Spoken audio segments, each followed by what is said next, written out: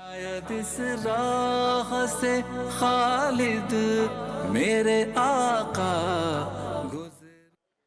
बिस्मिल्लाहिर्रहमानिर्रहीम। सेगमेंट बहार शरीयत के साथ आपकी खिदमत में हाजिर हैं और आज ऑनलाइन निकाह करने के हवाले से इंशाअल्लाह हम गुफ्तगू करेंगे। अव्वलन ये जहन में रखिएगा कि निकाह शरीयत मुतहरा की नज़र में या निगाह शरआ के अंदर ये एक अक़्द है, और जब भी एक अक़्द किया जाता है, जब भी कोई बाहमी मामला किया जाता है, डील की जाती है, तो उसके अंदर मजलिस का होना ये ज़रूरी होता है। मजलिस से मुराद ये है कि जो अक़्द करने वाले हैं, ये दो तरफ से जो तरफ़ैन हैं, इनका एक मकान में, एक ऐसी जगह में होना कि जो जगह एक दूसरे के लिए गैर ना हो, ये ज़रूरी होता है।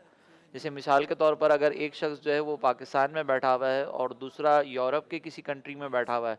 तो ये दोनों अलग अलग मुख्तलिफ जगह हैं। इसको आसान अल्फाज में हम यूँ समझ सकते हैं कि अगर एक आम आदमी दो बैठने वाले अफराद को ये कहे कि ये अलग जगह पे बैठा हुआ है और वो अलग जगह पे बैठा हुआ है, तो ये मुख्तलिफ और अजनबी मकाम है।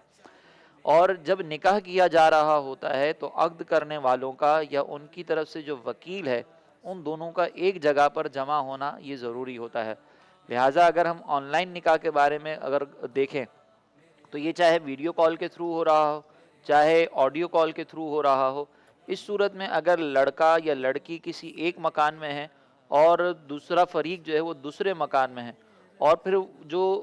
वो गवाहान हैं वो भी किसी और मकाम पर बैठे हुए हैं या किसी एक के साथ बैठे हुए हैं, तो इस सूरत के अंदर ये निकाह मुनाकिद नहीं होगा, क्योंकि निकाह के अंदर ऐसी मजलिस का होना ज़रूरी है कि जो मजलिस जिसमें ये दोनों एक मकान में, एक मकाम पर मौजूद हों। अलबत्ता बाज़ औक़ात हमने ये देखा है कि कुछ ऐसी चीज़ें सरज़द होती हैं या कुछ ऐसे उमूर होते हैं, कुछ ऐसे मामलात होते हैं कि जिसमें हमें ऑनलाइन निकाह करना बाज़ औक़ात मजबूरी हो जाता है। जैसे लड़का किसी बाहर कंट्री में रह रहा है और उसको निकाह के बाद अपने डॉक्यूमेंट्स वगैरह तैयार करवाने हैं और लड़की को फिर वहाँ पर बुलवाना है जहाँ पे उसकी रिहाइश है।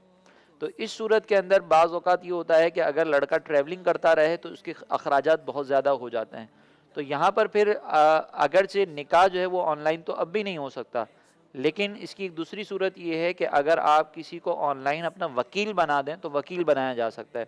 आपने फ़ोन के थ्रू या आपने जो है वो वीडियो कॉल के थ्रू, ऑडियो कॉल के थ्रू किसी शख्स को, किसी ऐसे शख्स को कि जो लड़की के मकान पर मौजूद हो या जिस मकाम पर लड़की मौजूद है वहाँ पर हो, या मिसाल के तौर पर लड़की की तरफ से कोई ऐसा वकील हो कि जो लड़के के पास मौजूद हो, तो वहाँ पर ये मुकर्रर कर दिया जाए। और ये वकालत के अंदर चाहे वो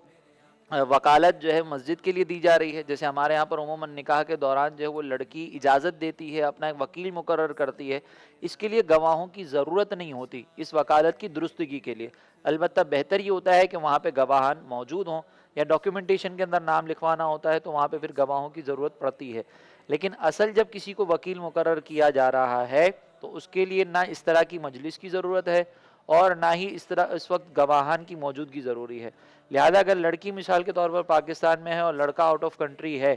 तो वहाँ से लड़का जो है वो अपना वकील किसी को पाकिस्तान के अंदर मुकर्रर कर दे कि आप मेरी तरफ से मेरा निकाह जो है वो फ़लाँ बिनते फ़लाँ से करवा दें इतने इतने महर के एवज़। तो अब ये वकील जो है वो उस मकाम पर बैठकर अगर ईजाब व कबूल करवा लेता है गवाहान की मौजूदगी में, काज़ी साहब की मौजूदगी में, तो ये निकाह मुनाकिद हो सकता है। इस तरीके से निकाह किया जा सकता है। लेकिन अगर मिसाल के तौर पर ये गवाहान वाला सिलसिला इख्तियार नहीं किया गया तो फिर ये निकाह मुनाकिद नहीं होगा, और इस तरह के किए जाने वाले निकाह के बाद अगर दोनों साथ रहेंगे तो ये गुनाह होगा। लिहाजा इस मसले को ज़रूर समझा जाए कि अगर कहीं मजबूरी की सूरत है तो लड़का या लड़की अपना वकील मुकर्रर कर दें और वो वकील जो है वो उस मकाम पर जो मजलिस है वहाँ पर ईजाब व कबूल कर लें, तो फिर ये निकाह मुनाकिद हो जाएगा।